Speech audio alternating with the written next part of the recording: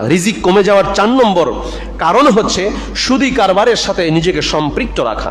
আল্লাহ সুবহানাহু ওয়া তাআলা সুদকে ধ্বংস করবেন, নিঃশেষ করে দেবেন, আর দান সাদাকার ব্যাপারটা বাড়িয়ে দেবেন। যে দান সাদকা করে তার মাল বাড়বে, যে সুদের সাথে সম্পৃক্ত তাকে ধ্বংস করবেন। কিভাবে?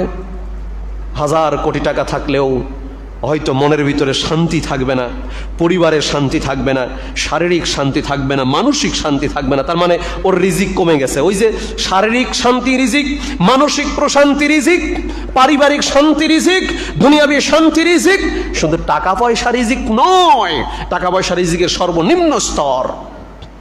হ্যাঁ, টাকা পয়সাও ধ্বংস হতে পারে। এমন রোগ বালাই আল্লাহ আপনাকে দিতে পারেন যেই রোগ ব্যাধিতে আপনার লক্ষ লক্ষ কোটি কোটি টাকা খরচ হয়ে যেতে পারে।